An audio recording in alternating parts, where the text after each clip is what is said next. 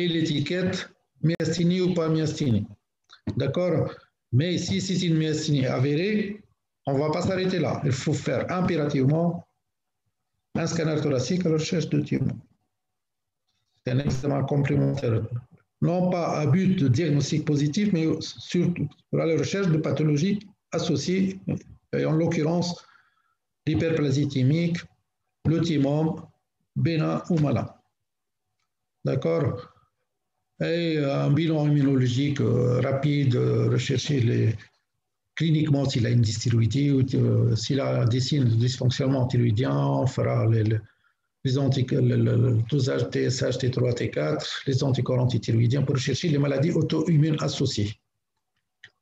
D'accord?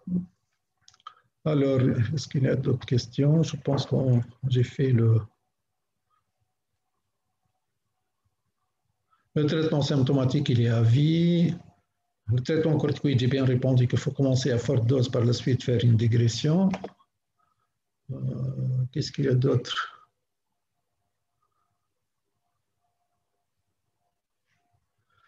Est-ce qu'on doit prendre la liste des médicaments contre-indiqués au cours de la myasthénie?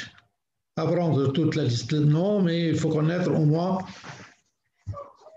dans chaque groupe, au moins un ou deux molécules. Lorsque je dis quels sont, citez-moi un antibiotique contre-indiqué chez le myasthénique, vous devez être capable de dire un aminoside ou une cycline ou par voie intraveineuse ou la colimicine. Un antiarythmique, donnez un exemple. Je ne vous demande pas de la liste exhaustive, mais citez-moi 4 médicaments contre-indiqués en cours de la myasthénie, vous pouvez être capable au moins de citer 4 médicaments. Alors, est-ce qu'il y a d'autres questions posées dans la discussion?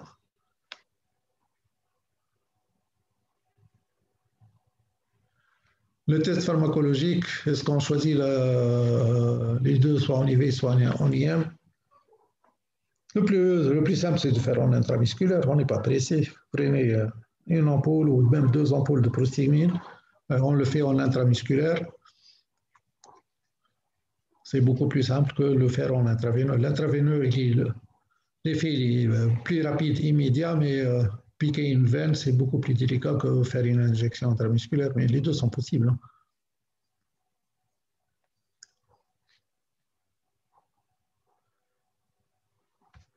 D'accord, je pense que j'ai répondu à toutes les questions posées sur le forum de discussion. Si on passe au chapitre suivant, l'immunopathie. Myopathie ou pathologie musculaire.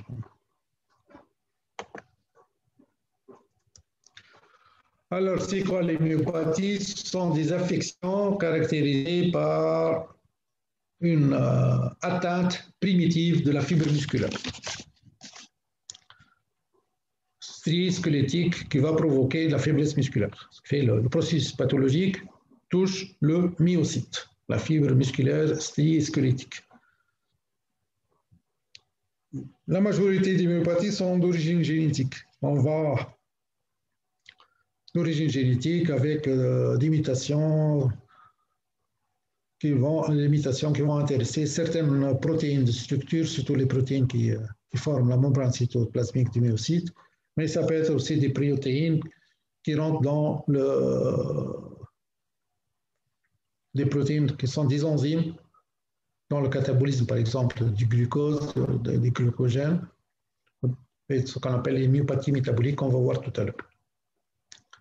Alors, pour le diagnostic des myopathies, certes, le diagnostic est avant tout clinique, le malade qui a un syndrome myopathique.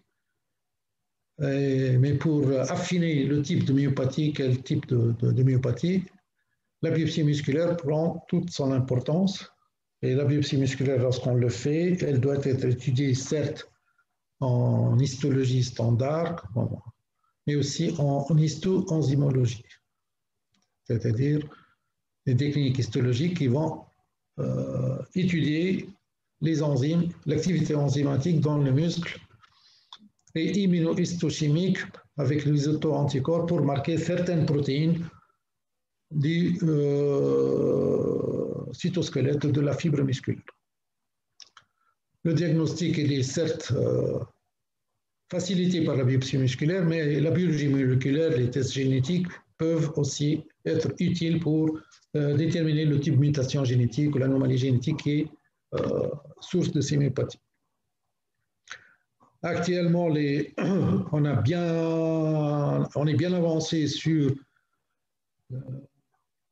quels sont les gènes impliqués, quelles sont les protéines qui manquent, quels sont les mécanismes physiopathologiques des myopathies. Mais les ressources thérapeutiques, malheureusement, restent très limitées, maigres, mais c'est un champ de recherche très développé en neurologie. Il y a des firmes pharmaceutiques maintenant qui se précipitent chacun de son côté pour trouver un remède à ces affections très handicapantes pour le malade. Et je pense que ça ne va pas tarder. Il y a maintenant beaucoup de maladies génétiques pour lesquelles la thérapie génique a apporté des solutions. Et dans les myopathies, il y a des études cliniques bien avancées en phase 2 et phase 3 et qui vont certes apporter leurs fruits dans les quelques années qui viennent.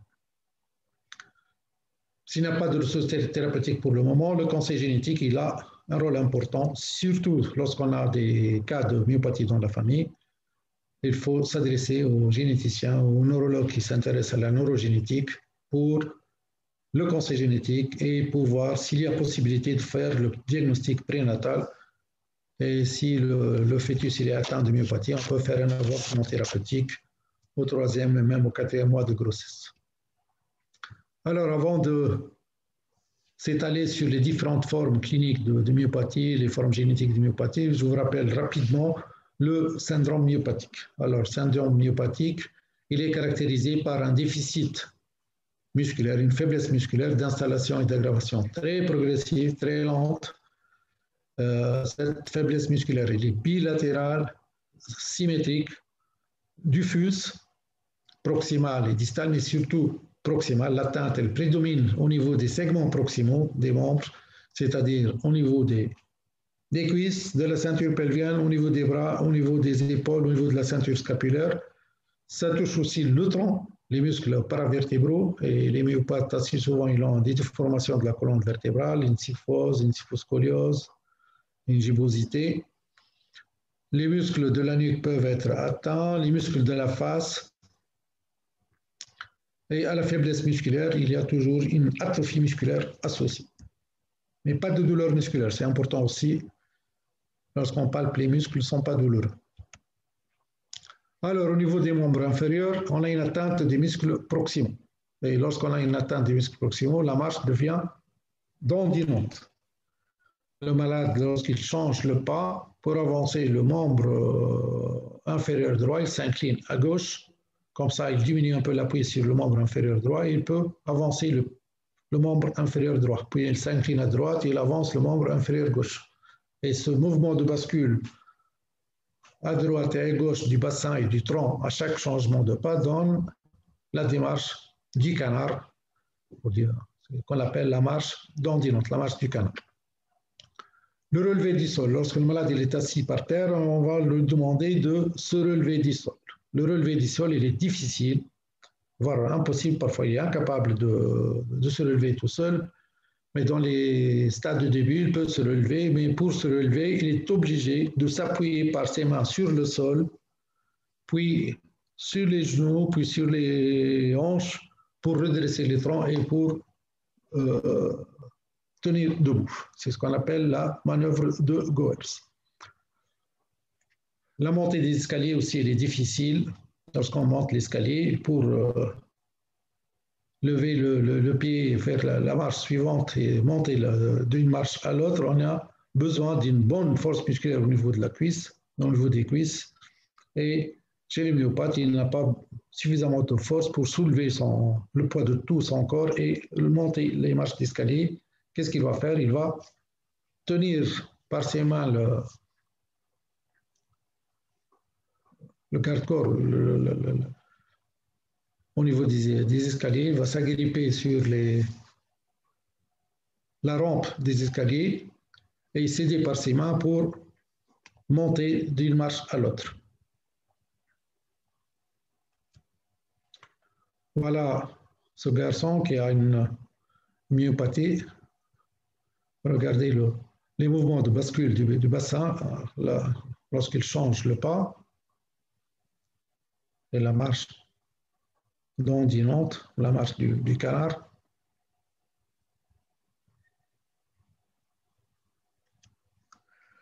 Là, le relevé d'une chaise, c'est pas même lorsqu'il se relève par terre, du sol, c'est encore beaucoup plus difficile. Regardez, pour soulever, il s'appuie sur les genoux par les mains et pour redresser le tronc. C'est vraiment assez caractéristique. Là, on a le relevé de type myopathique à partir du relevé du sol.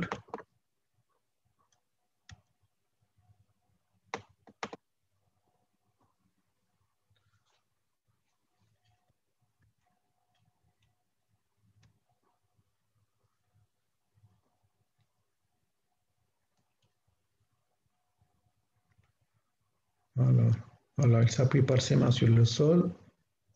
Hop. Et puis ici les joues. Alors, on a vu le déficit au niveau de la ceinture pelvienne avec cette démarche tendinante, le relevé difficile, la montée des escaliers qui est difficile. Au niveau des membres supérieurs, atteinte aussi des muscles proximaux, difficulté de lever le bras au-dessus de la tête, ce qui fait le malade ou la malade, il a du mal à se peigner les cheveux. Et lorsqu'on regarde le malade de dos, il y a un décollement des omoplates, il a une amyotrophie des muscles du moignon de l'épaule, du muscle cis-épineux, sous-épineux, et les omoplates qui sont décollés, qui ne sont plus collés à la cage thoracique. Décollement des omoplates, on dit qu'ils sont décollés en ailes de papillon par atteinte du muscle grand dentelé. Le muscle grand dentelé, c'est le muscle qui va plaquer l'omoplate contre la cage thoracique, et lorsque ce muscle est déficitaire, l'omoplate se décolle. Elle n'est plus attenante de façon solide à la cage thoracique. Voilà le garçon qu'on a vu tout à l'heure qui se relevait difficilement d'une chaise. Lorsqu'on le voit de dos, vous avez ici un creux par amyotrophie du muscle cis-épineux. Là, le muscle sous-épineux, là aussi, il est atrophique, et le bord interne de l'omoplate, normalement, il est invisible, il est sous la peau, il est plaqué contre la cage thoracique, et puisqu'il a un déficit du muscle grand dentelé, l'omoplate, elle se décolle.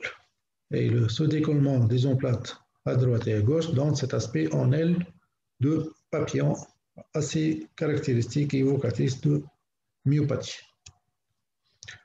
Regardez, lorsqu'on demande au malade de soulever le bras vers le haut, l'omoplate qui était verticale, là, qu'est-ce qu'elle a fait? Elle a fait une rotation, et la pointe de l'omoplate, au lieu d'être là, elle va se retrouver sous l'aisselle, à ce niveau-là.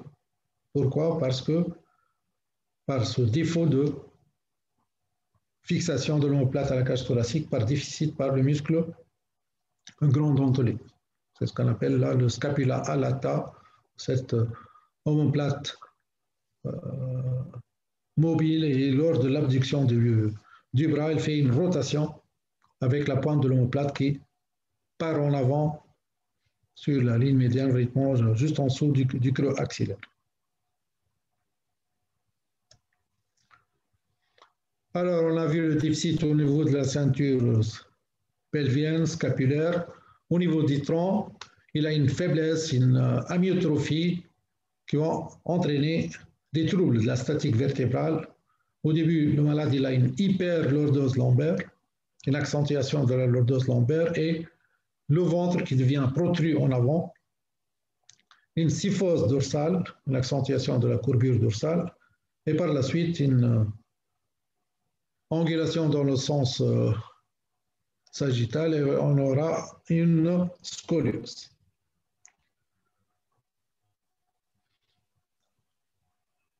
Le myopathe, il a des difficultés à maintenir la tête droite par atteinte des muscles cervicaux.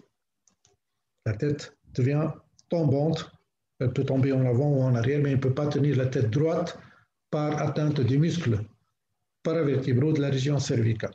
Au niveau de la face, on peut avoir une atrophie des muscles faciaux qui vont entraîner une disparition des muscles de la mimique qui devient inexpressive, disparition des rides, disparition des sillons nasogénia, diplinasogénia, une mauvaise occlusion des yeux dans certaines familles de myopathes. La maman fait le diagnostic de myopathie chez les enfants parce que la nuit ou lorsqu'ils s'endorment les yeux à peine ouvertes, entrouvertes, par déficit des muscles orbiculaires des paupières qui est dû à la myopathie. Les joues sont décharnues, une amyotrophie des muscles de la joue avec une impossibilité de siffler, de souffler, de gonfler les joues. Là, vous avez ce garçon qui a une forme sévère de myopathe de Duchenne. Regardez l'amyotrophie très importante du muscle du bras, alors que l'avant-bras et la main, il n'y a pas d'amyotrophie. L'amyotrophie du muscle pectoraux, les muscles du moignon de l'épaule, le deltoïde, le triceps, le biceps. Cette hyperlordose lombaire avec le ventre qui est protrué en avant, on appelle, certains parlent de ventre de batracien, comme le ventre d'une grenouille qui gonfle en avant chez les malades myopathes. L'amyotrophie des muscles de la cuisse, alors que les muscles du mollet sont relativement préservés.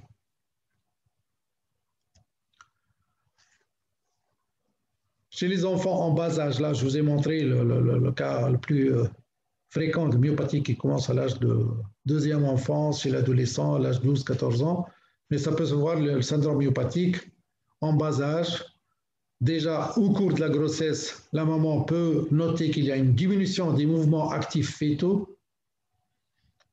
Deuxième, troisième trimestre de grossesse, la maman, elle sent les mouvements actifs du fœtus, le fœtus qui bouge ses membres, les pieds ou les membres supérieurs et qui fait des petits coups dans votre maman et qui va se rendre compte. Lorsqu'on a un fœtus atteint de myopathie, les mouvements vont être très faibles ou même complètement absents.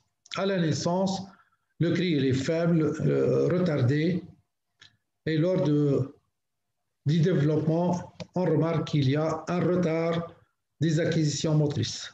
Normalement, le nourrisson, il tient de la tête au bout d'1 mois, 45 jours là, la tenue de la tête il est retardée, la position assise qui se fait normalement entre 6 et 8 mois à l'âge de,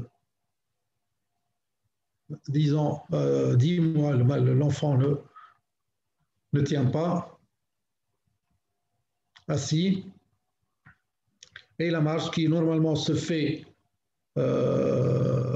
l'acquisition de la marche se fait à 1 an, dans tous les cas avant l'âge de 18 mois.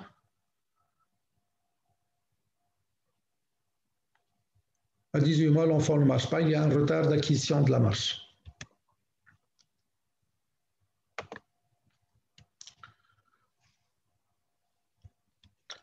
Alors, on a vu un peu le tableau de syndrome myopathique chez le nouveau-né ou l'enfant, le nourrisson en bas âge.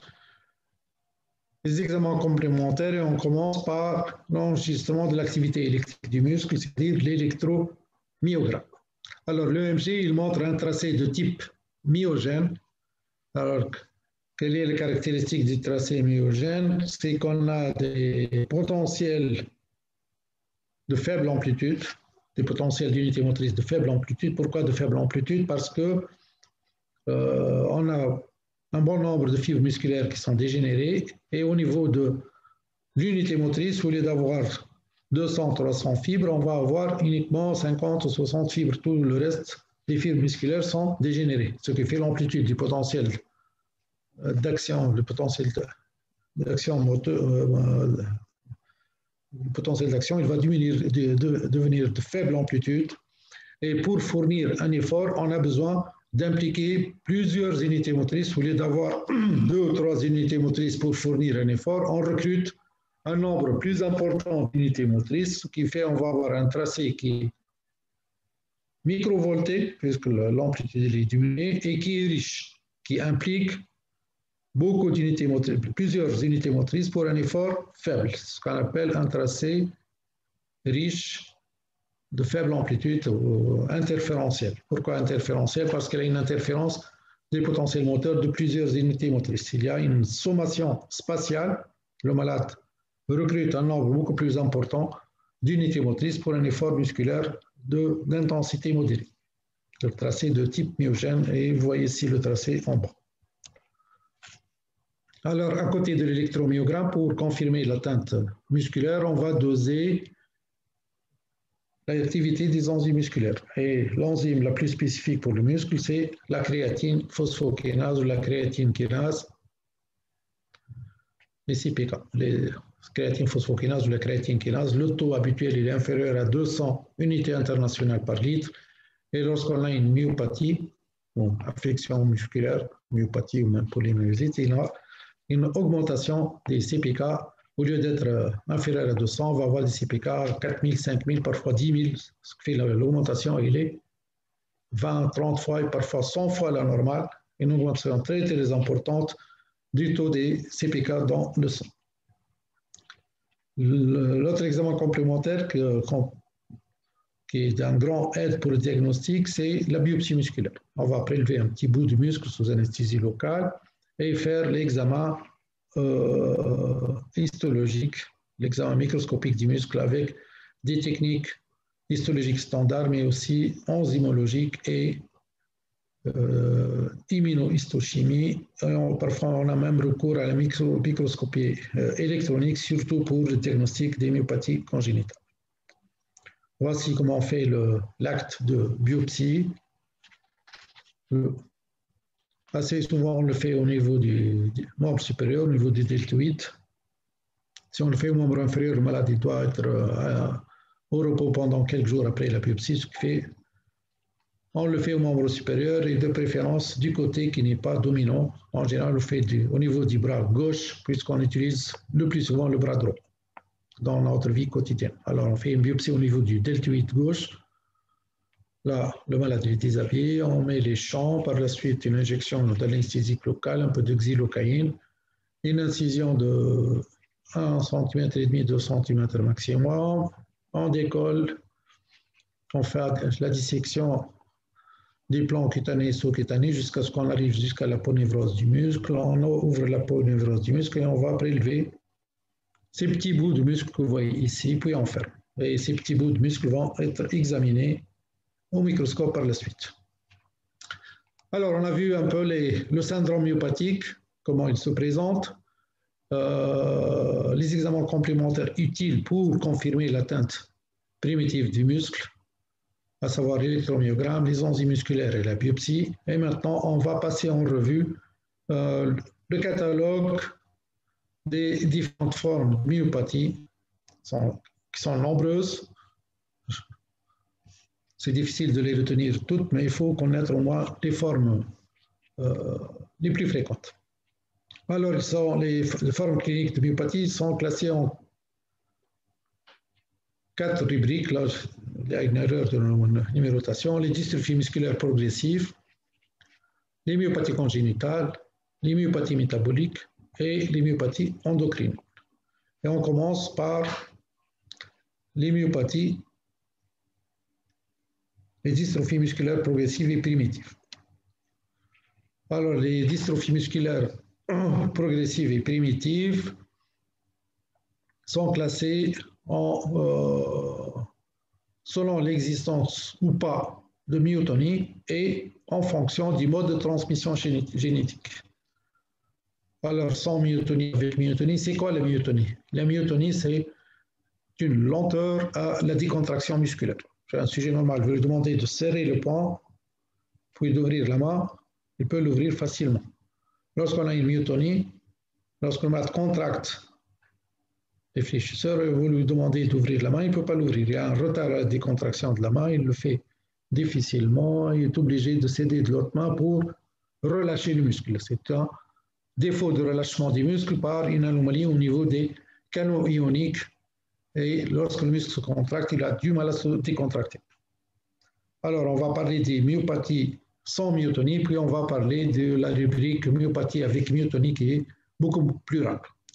Alors, dans le groupe des dystrophies musculaires primitives et progressives sans myotonie, on a essentiellement 4 modes de transmission génétique: les formes récessives liées au sexe, les formes autosomiques récessives, les formes autosomiques dominantes et enfin Le mode de transmission maternelle sont les myopathies transmises par une mutation au niveau de l'ADN mitochondrial, essentiellement la myopathie oculaire, qui est de transmission maternelle.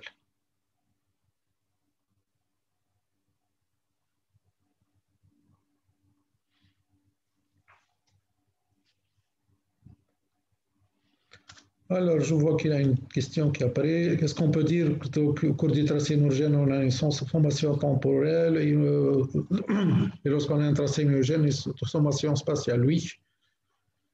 Lorsqu'on a un tracé myogène, on a un recrutement spatial, on a un recrutement plus important d'unités motrices et c'est la sommation spatiale. Lorsqu'on a une atteinte neurogène, le nombre d'unités motrices diminue, mais l'amplitude n'est pas diminuée. Et si le nombre d'unités motrices diminue, c'est la même unité motrice qui va se contracter et décontracter de façon répétitive. C'est une sommation temporelle. Voilà, je ferme la parenthèse sur cette question. On va commencer par les dystrophies musculaires liées au sexe, récessives liées au sexe. Et le chef de file, c'est la myopathie du Duchenne, qui est la première à être décrite. Elle a été décrite au milieu du 19e siècle, en 1851, par M. Duchenne de Boulogne, qui est un Français. Alors, c'est une myopathie liée au chromosome X et le gène, il est localisé sur le bras court du chromosome X dans le locus XP2121. C'est une mutation au niveau de ce gène qui va entraîner un déficit en une protéine de structure qu'on appelle la dystrophine. La dystrophine, c'est une protéine très longue et c'est une longue protéine qui va être adossée sur la face interne de la membrane cytoplasmique des myocytes qui va renforcer la membrane cytoplasmique pour qu'elle ne se fissure pas, qu'elle ne s'éclate pas lorsqu'on a une contraction musculaire. Alors, la myopathie du chêne, c'est une forme sévère de myopathie. Elle est liée à l'X, elle est transmise par les mères, dites les mères conductrices. La maman, elle a, parce que c'est une femme, elle a deux chromosomes X, un chromosome X qui est muté et un chromosome X qui est normal. Lorsqu'elle va transmettre l'un de ces chromosomes sexuels chez la descendance, si c'est un garçon, le garçon va hériter le chromosome Y de son père et le chromosome X de sa maman. Et si par malchance, il va choisir le chromosome X qui est muté, il va exprimer la maladie. Il va avoir un déficit en dystrophie. Alors, elle touche les garçons et elle commence toujours avant l'âge de 6 ans. La myopathie de Duchenne, elle a associé elle donne un syndrome myopathique classique avec amyotrophie proximale, un déficit des ceintures. Mais ce qui est caractéristique, c'est surtout l'existence d'une hypertrophie des mollets et d'une débilité mentale qui est fréquente. Pratiquement un malade sur 3 ou un malade sur 2 qui a une myopathie de Duchenne, il a un certain degré de retard mental parce que la dystrophine, c'est une protéine de structure dans le muscle, mais il y a une isoforme de la dystrophine qui est destinée au niveau du cerveau, qui a un rôle au niveau central et peut être responsable de retard mental. Alors, elle commence à l'âge scolaire, avant l'âge scolaire, à l'âge de 4 ans, 5 ans, maximum 6 ans, avec des difficultés de la marche, des difficultés de se relever du sol, la difficulté de monter les escaliers, qui va s'aggraver progressivement et le malade devient grabataire vers l'âge de 12-15 ans. Les déformations rachidiennes vont apparaître, l'hyperdose lombaire, la déformation thoracique, l'insuffisance respiratoire, la défaillance cardiaque. C'est une maladie primitive de la fibre musculaire striée squelettique, ça c'est sûr, mais même la fibre musculaire striée myocardique est touchée et un bon nombre de malades vont développer une myocardiopathie. Et la mort survient vers l'âge de 20 ans, soit par défaillance respiratoire, soit par insuffisance cardiaque. Voilà là ce schéma qui représente ce que vous voyez ici. C'est la membrane cytoplasmique du myocyte avec les couches de glycoprotéines. de part et d'autre de la membrane cytoplasmique. Et ici, un groupement de protéidiques, où il y a les sarcoglycans, les distroglycans qu'on va voir tout à l'heure. Et cette protéine très longue, en double hélice, c'est la dystrophine.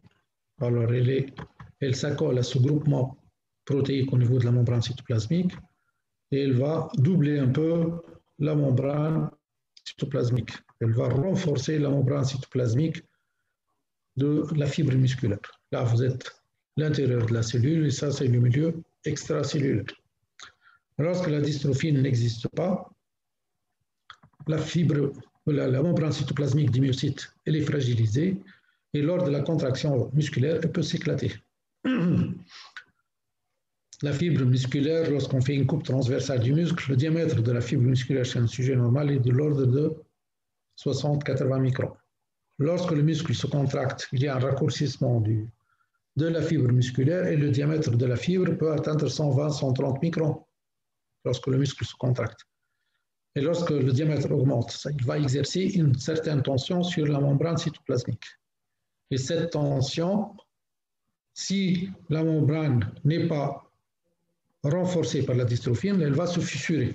Et lorsque la membrane est fissurée, il va y avoir une libération des enzymes musculaires telles que les CP48 qui vont être libérées dans le plasma, et c'est pour ça qu'on a une augmentation des enzymes musculaires. Mais aussi, il y a une entrée de calcium dans le muscle et qui va entraîner une dégénérescence de la fibre musculaire et la nécrose de la fibre musculaire. Voici un peu le mécanisme physiopathologique de la myopathie de Duchenne.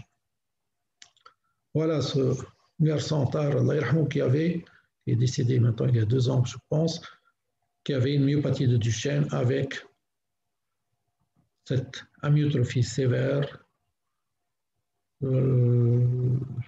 l'hypertrophie des mollets, la déformation des membres inférieurs, le flexum des genoux,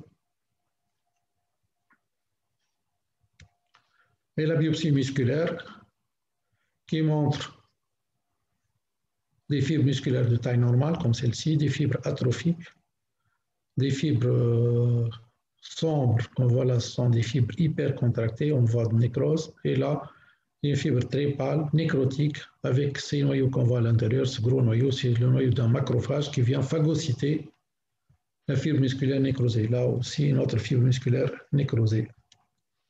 Là, ce sont des techniques d'immunohistochimie. On utilise un anticorps anti-dystrophine.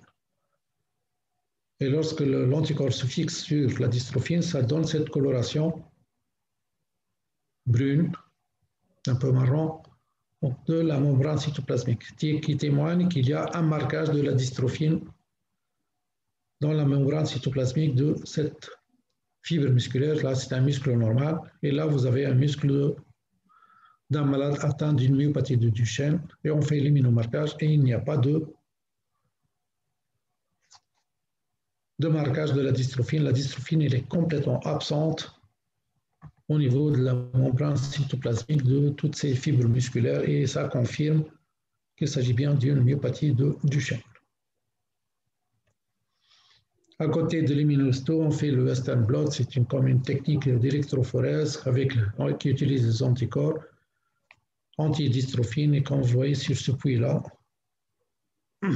les broyats de l'homogénat du muscle, on fait le micré comme technique d'électrophorèse et puis on ajoute l'anticorps. S'il n'y a pas de bande de la dystrophine, ça témoigne que la protéine est complètement absente. Et là, vous avez 2 bandes, une protéine de taille normale et une protéine qui est mutée, qui est tronquée avec un poids moléculaire plus faible. Alors, la deuxième forme de myopathie récessive liée au sexe, c'est la myopathie de Becker. La myopathie de Becker, c'est une forme moins sévère de myopathie de Duchenne. Elle est due à une mutation du même gène que la myopathie de Duchenne, le gène de la dystrophine.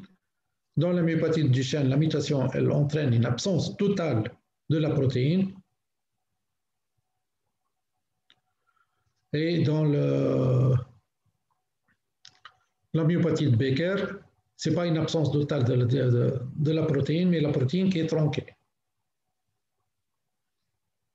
La dystrophine, c'est une protéine qui fait à peu près 324 kilodaltons.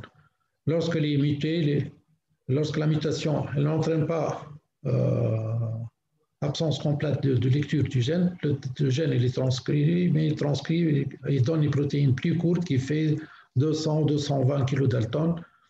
Lorsqu'elle arrive à un codon stop, et ça s'arrête et on va avoir une protéine de petite taille et ça, il va donner une forme de myopathie beaucoup moins sévère que la myopathie des chiens. C'est une forme peu sévère de myopathie qui est transmise par les mères, toujours dites conductrices. Elle touche les garçons.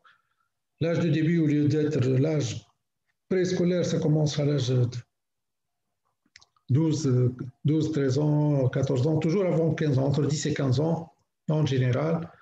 On trouve l'hypertrophie des mollets, la débilité mentale qui est fréquente, comme la myopathie du Duchenne, et l'aggravation est lente.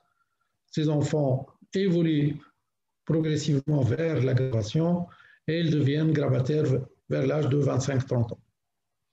Et la mort survient vers l'âge de 40 ans, soit par la défaillance cardiaque, soit par l'insuffisance respiratoire, comme dans la myopathie de Duchenne, sauf que là, c'est une forme beaucoup moins sévère que le Duchenne. Alors, dans la myopathie de Becker, la biopsie, on retrouve toujours le même aspect, l'inégalité de la taille des fibres atrophiques, des fibres de taille normale, des fibres hypercontractées, des fibres nécrotiques.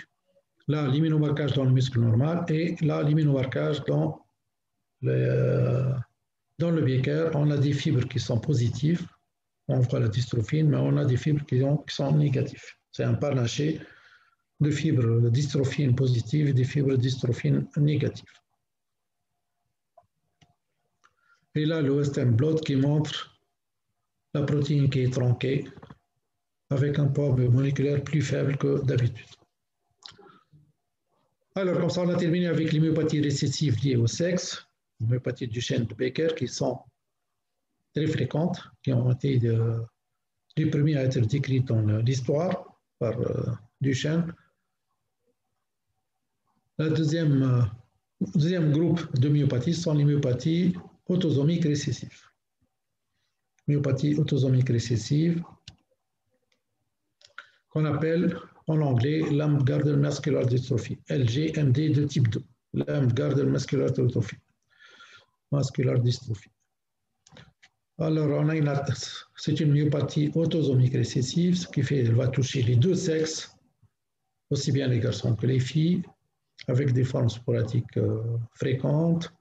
Rôle très important de la consanguinité. Comme vous le savez très bien, les maladies récessives, il faut avoir hérité les deux gènes mutés du papa et du maman. Et s'ils sont de la même famille, et on a la mutation dans la famille, c'est fort probable qu'il y ait les parents qui sont hétérozygotes et l'enfant qui est homozygote.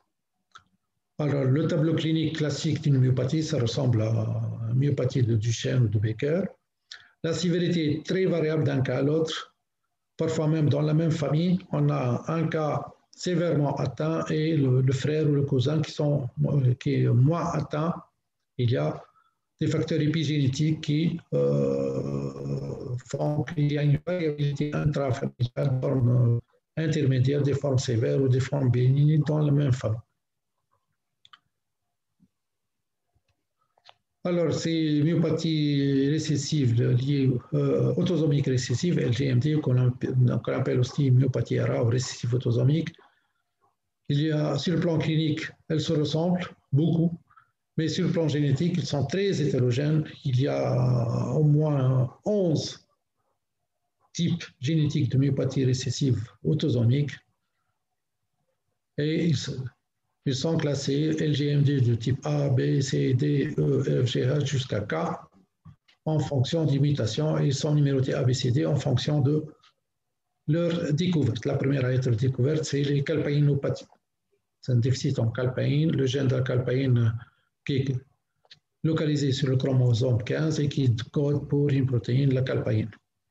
Les LGMD de type CDE, CDEF sont les sarcoglycanopathies qui sont fréquentes dans notre pays.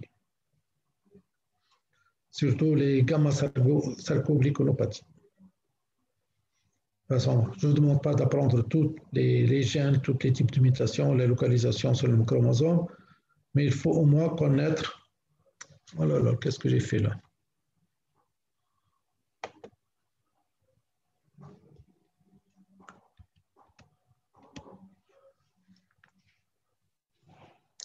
Alors, ces myopathies récessives autosomiques, ça touche les gènes qui codent pour ces protéines de structure qui sont incrustés dans la membrane cytoplasmique des myocytes. Il y a les sarcoglycans, alpha, bêta, gamma et delta, et les dystroglycans qui sont associés à la dystrophine, alpha et bêta.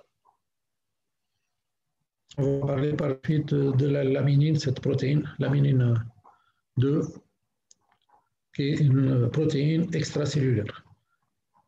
En Tunisie, on a ce qui est fréquent, c'est les myopathie de Duchenne et les sarcoglycans, et en particulier les gamma-sarcoglycanopathies, qu'on va essayer de détailler un peu. Alors, les myopathies récessives autosomiques, la plus fréquente chez nous, c'est la sarcoglycanopathie, ou le LGMD de type 2C, qui est un déficit en sarcoglycan gamma, en myopathie, qui a été appelée à un certain moment myopathie tunisienne, puis dans l'appellation internationale, on l'a mis LGMD de type 2C. Alors, cette myopathie, elle a été décrite pour la première fois en 1977 par mon maître, le professeur Moji Ben Hamida, qui a été le premier à décrire la myopathie récessive autosomique, qu'elle a présenté dans un congrès mondial de myologie à l'époque à Amsterdam, en Hollande, et on ne le croyait pas. Les myopathies sont des maladies liées au sexe, ça touche uniquement les garçons. Vous nous rapportez des filles atteintes de myopathie, qu'est-ce que vous êtes en train de nous raconter? Ce ne sont pas des myopathies, mais c'est plutôt des amyotrophies spinales ou des maladies de moelle qui entraînent un déficit des ceintures, et on ne le croyait pas, mais par la suite, il a persévéré, il a démontré que la myopathie tunisienne, c'est le LGMD de type 2C, elle est due à une mutation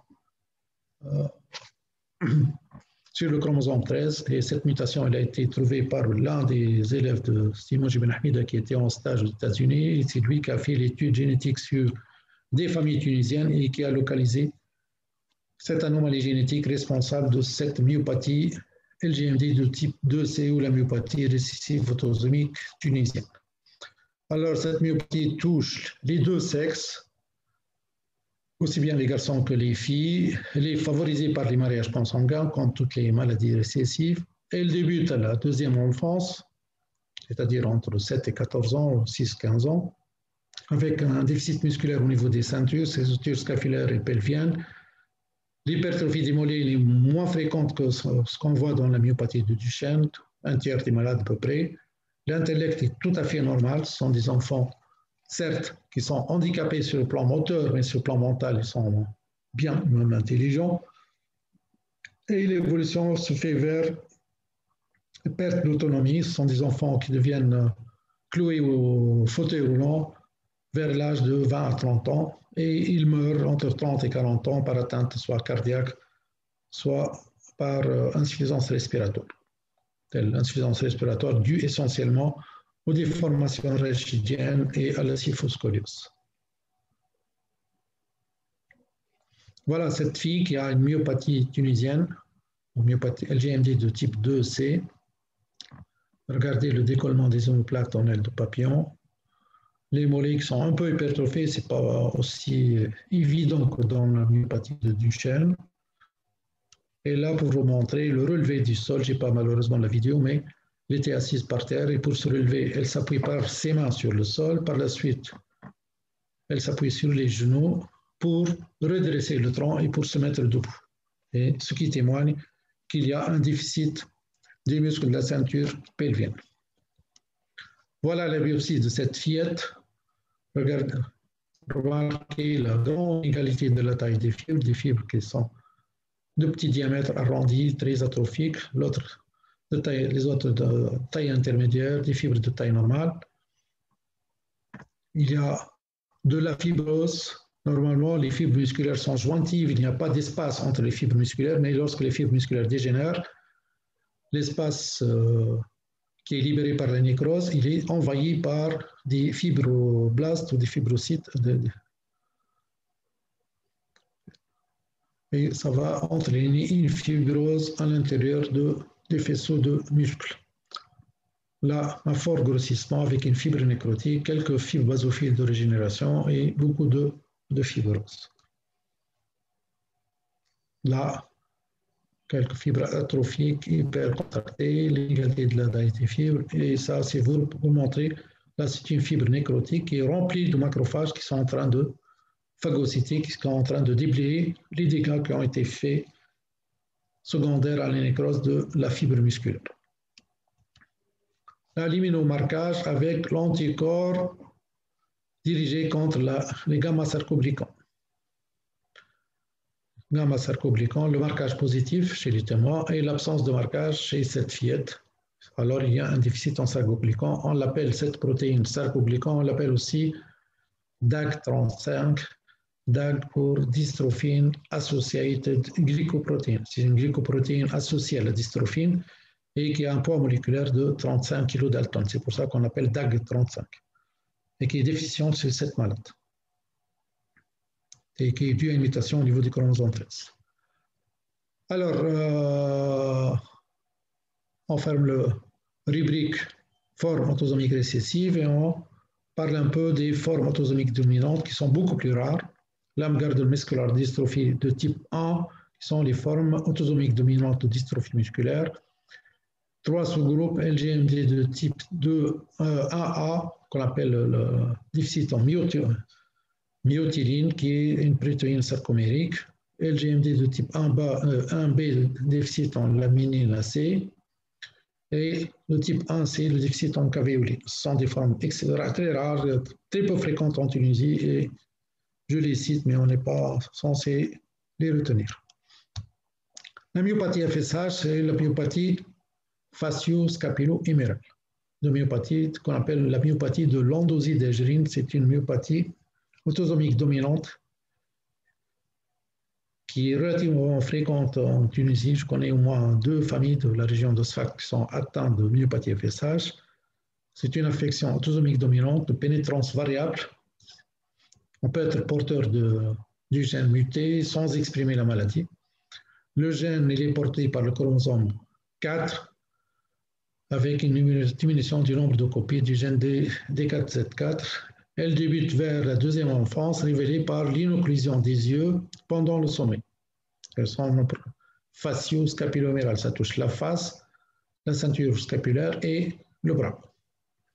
Et au début, ça commence au niveau de la face, et comme je l'ai mentionné au début de mon cours, elle est révélée par l'inocclusion des yeux pendant le sommeil. Ce sont des enfants qui dorment les yeux entrouverts. Les muscles de la face sont atteints de façon prédominante, mais ça peut toucher aussi les muscles cervicaux, les muscles de la ceinture scapulaire. L'évolution est très lente, avec une vie sociale normale. Ce sont des malades qui restent ambulants pendant presque toute la vie et qui sont un peu handicapés par la faiblesse musculaire au niveau de la ceinture scapulaire, mais qui sont autonomes, ils peuvent lire, ils peuvent travailler, ils peuvent mener une vie à peu près normale. Et lorsqu'on fait un dosage des enzymes musculaires, elles sont un peu augmentées. Ce n'est pas l'augmentation exponentielle qu'on voit dans les autres myopathies où on a des taux de CPK 3000, 5000, voire 10 000. Là, on est à 500 000 maximum de CPK. Les myopathies oculaires, ça touche les 2 sexes. L'hérédité de type maternel parce que ce sont des myopathies dues à une mutation au niveau de l'ADN mitochondrial. Le matériel génétique qu'on a dans nos cellules, on a de l'ADN au niveau des noyaux des cellules, mais aussi au niveau des mitochondries.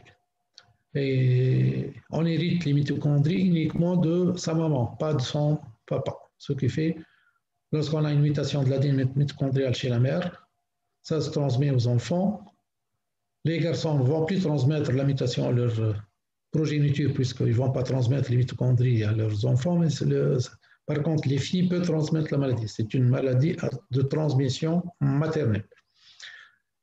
Elle commence habituellement voilà, à la deuxième enfance, l'adolescence, par une chute des paupières, un ptosis bilatéral, symétrique, puis la paralysie va s'étendre aux muscles oculomoteurs.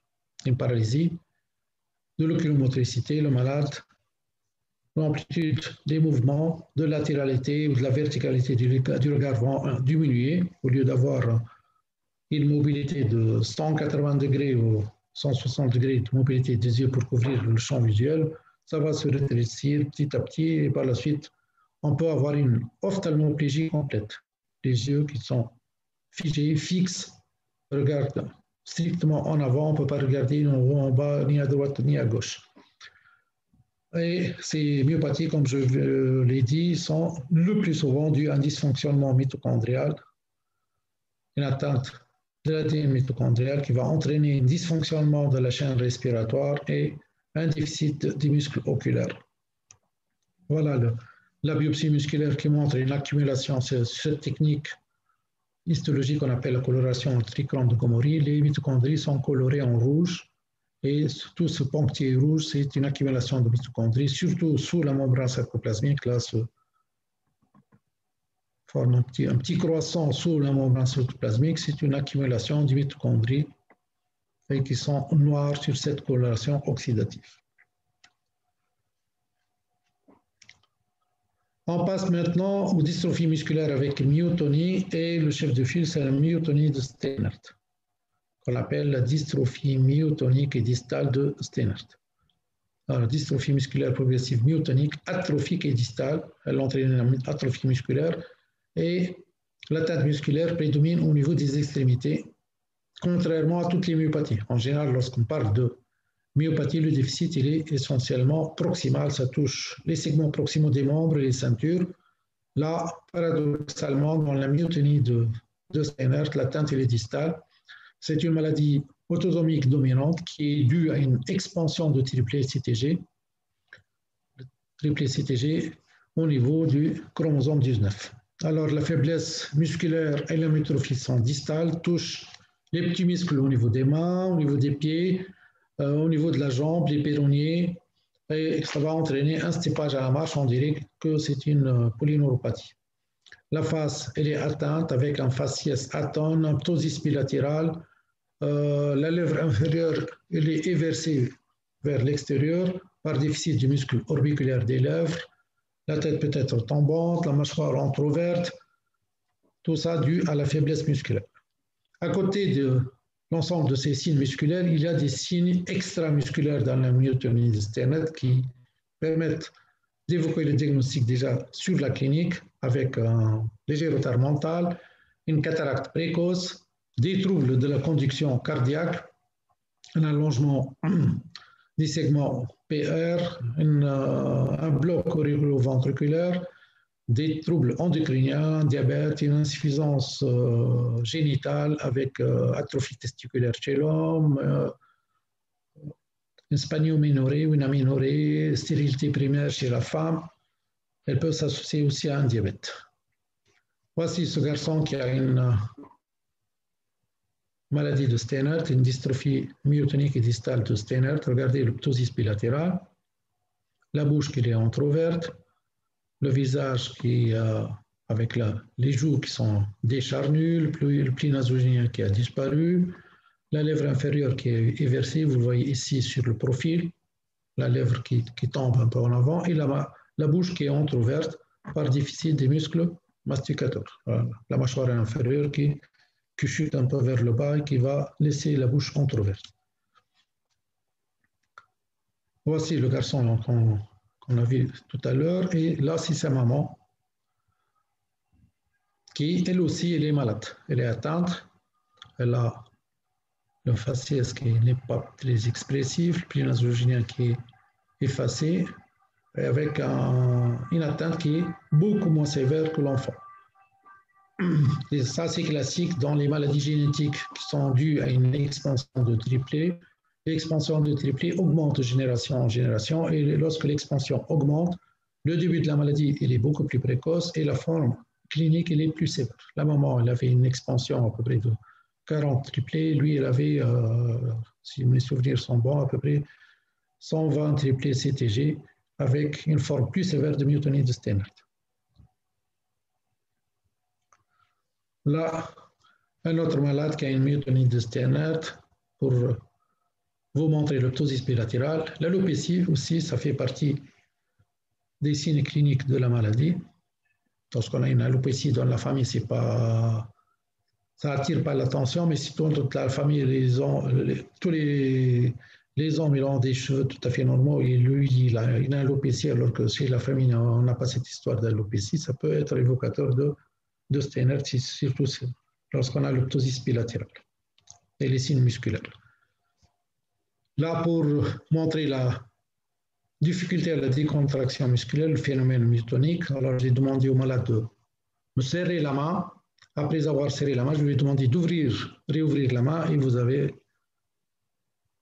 le pouce qui reste un peu coincé, il ne peut pas l'étendre et ça s'étend avec beaucoup de retard. Il y a une lenteur à la décontraction du muscle. Là, vous avez la maman du garçon qui a une myotonie de Steinert qu'on a vu tout à l'heure. Alors, on a demandé à la malade de tirer la langue, de sortir une protraction de la langue. Et avec le marteau réflexe, j'ai percuté le bord de la langue. Et lorsque je percute le bord de la langue, il y a une contraction du muscle de la langue, une bord de la langue. Et vous voyez là l'encoche de la contraction. Et cette contraction, elle persiste 2-3 minutes avant que le muscle de la langue, le muscle génioglosse se relâche pour que la langue reprenne son aspect normal. Regardez le bord de la langue de ce côté, et là l'encoche due à la contraction du muscle après la percussion par le marteau réflexe, et ça témoigne du phénomène myotonique et du retard à la décontraction du muscle. Là, la biopsie musculaire qui montre cette centralisation nucléaire, ces noyaux en chaînette à l'intérieur de la fibre musculaire qui a un aspect histologique très évocateur de la myotonie de Steinert. Alors, après la myotonie de Steinert, la myotonie de Thomsen, c'est une affection qui est rare. Personnellement, durant toute ma carrière, j'en ai vu un seul malade, affection autosomique dominante très rare, qui comporte une hypertrophie musculaire vraie. Le malade, il a un aspect de herculien, un aspect d'athlète, de Hercule. La force musculaire est tout à fait normale. Par contre, on retrouve les phénomènes myotoniques avec des difficultés de décontraction du muscle après une contraction musculaire. Le phénomène myotonique il est très marqué et le gène responsable il est code pour le canal chlore, c'est une canalopathie chlore. C'est une maladie qui n'entraîne pas de déficit musculaire, il y a juste cette gène à la décontraction musculaire, très peu d'handicap. Et lorsqu'on a une contraction du muscle, il y a des difficultés de repolarisation, de décontraction du muscle. Alors, j'ouvre rapidement une petite parenthèse sur les myopathies congénitales. Alors, ce sont des anomalies congénitales du développement des fibres musculaires, l'évolution des langues, parfois régressive. Le cas le plus fréquent, c'est le déficit en myrosine. C'est les myopathies avec déficit avec des anomalies de la strisette, la myopathie à bâtonnet. C'est une anomalie de structure. Vous avez la myotrophie, le palais qui est ogival, le faciès qui est longiligne, qui est évocateur là aussi, et la biopsie qui montre les bâtonnets. La myopathie congénitale avec déficit en myrosine. Myrosine, c'est cette protéine extramembranaire qu'on appelle la laminine 2 ou la myrosine. Et lorsqu'elle est déficiente, elle donne une myopathie congénitale. Les transmissions autosomiques récessives, elles débutent à la naissance ou les premiers mois de la vie avec hypotonie, un retard des acquisitions motrices, une faiblesse au niveau des ceintures musculaires, au niveau de la musculature axiale, parfois des formes sévères et avec un pronostic réservé. Regardez là cet enfant avec l'hypotonie de la tête, comme la manœuvre de tirer acier et la tête qui tombe en arrière, il est incapable de la redresser. Lorsqu'il est assis, regardez, il est incliné par le bas, il commence à faire une scoliose. La bouche qui est entrouverte. Et là, les trois frères qui sont atteints de cette myopathie avec déficit en myrosine. Le petit, il est encore incapable de marcher. Le deuxième, il est né, ils peuvent marcher, mais ils sont quand même la tête qui est tombante et cette attitude scoliotique. Là, la biopsie qui montre l'atrophie des fibres musculaires, l'inégalité, la fibrose, et le marquage, le témoin qui a le marquage de la myrosine qui est positif, et le cas atteint, il n'y a pas de myrosine. Les myopathies métaboliques, c'est surtout pour parler des glycogénoses musculaires. C'est un trouble métabolique où on va stocker le sucre, le glucose à l'intérieur des fibres musculaires sous forme de glycogène, mais par la suite, pour dégrader le glycogène en glucose pour être métabolisé dans le muscle, on a un déficit en l'enzyme débranchante. Et la plus fréquente, c'est la glycogénose de type 2 qui est déficit en maltase acide. On a des myopathies aussi lipidiques et avec accumulation des lipides et les paralysies périodiques. Alors, la glycogénose de type 2, elle est appelée la maladie de Pompe. Il y a des formes infantiles, des formes juvéniles, des formes à début tardif à l'âge adulte. Mais ce qui était caractéristique, l'on fait la biopsie musculaire, on trouve plein de vacuoles dans les fibres musculaires.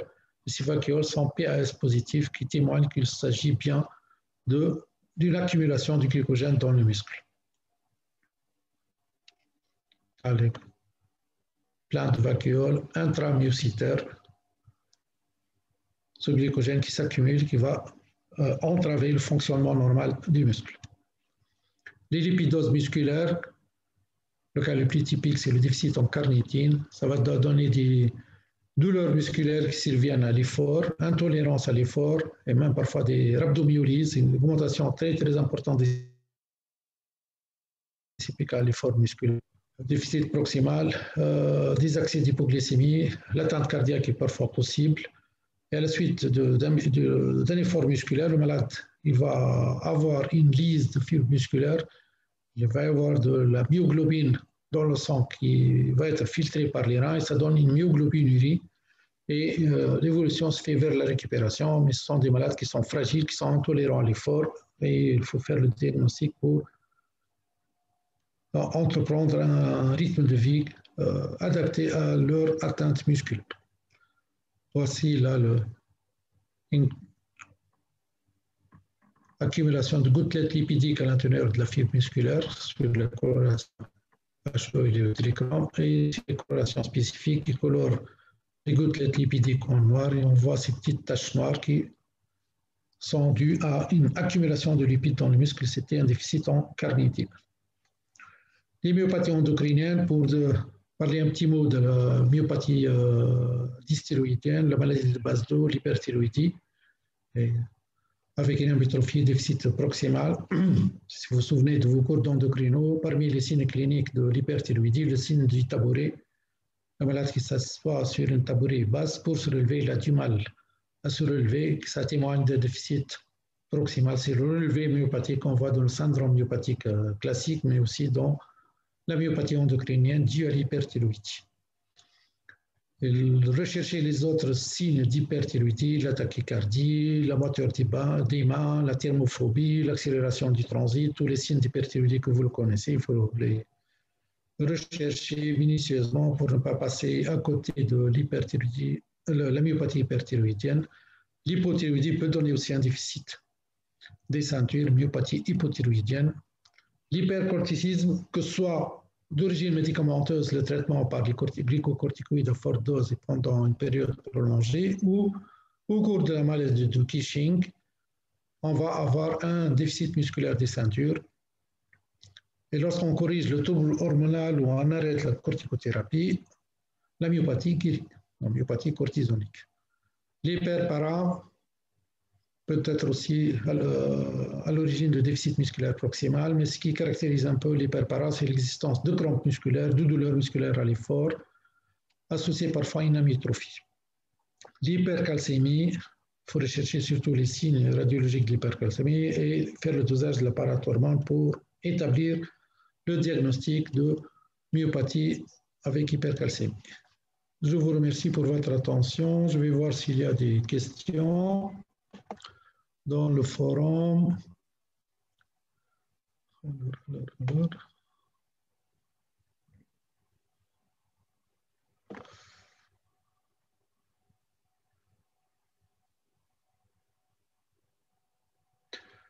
Pourquoi on n'a pas de tracé myogène dans la myasthénie? Dans la myasthénie, le problème qui existe dans la myasthénie, c'est un problème de transmission de l'influx nerveux, de la terminaison nerveuse vers les fibres musculaires. Alors que la fibre musculaire elle-même, elle n'est pas affectée, elle n'est pas malade. Ce qui fait le potentiel d'action de la fibre musculaire, il est normal. Si l'influx passe, la fibre musculaire se contracte, elle va donner un potentiel normal. Si l'influx ne passe pas, on n'a pas de réponse. Ce qui fait qu'il n'y a pas de sommation spatiale.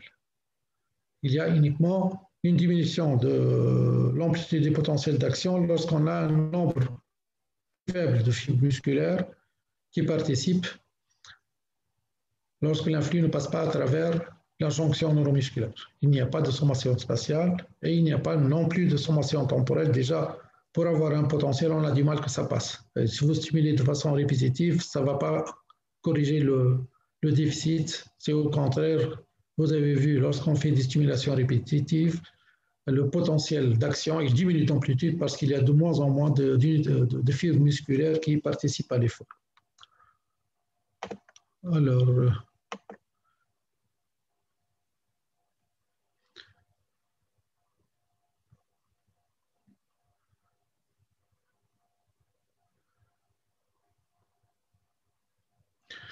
pourquoi on n'a pas de tracé myogène dans la myasthénie? J'ai essayé de répondre. Pourquoi on a une hypertrophie des mollets dans l'hémopathie du Duchenne? Dans l'hémopathie du Duchenne, on dit hypertrophie des mollets. Mais lorsqu'on fait l'examen minutieux déjà des mollets, ils n'ont pas une consistance ferme comme le muscle. Ils ont plutôt une consistance ligneuse. C'est une pseudo-hypertrophie des mollets et qui est due à une fibrose, à une infiltration graisseuse, une involution graisseuse et fibreuse du muscle qui donne cette hypertrophie. C'est une fausse hypertrophie, ce n'est pas une hypertrophie vraie.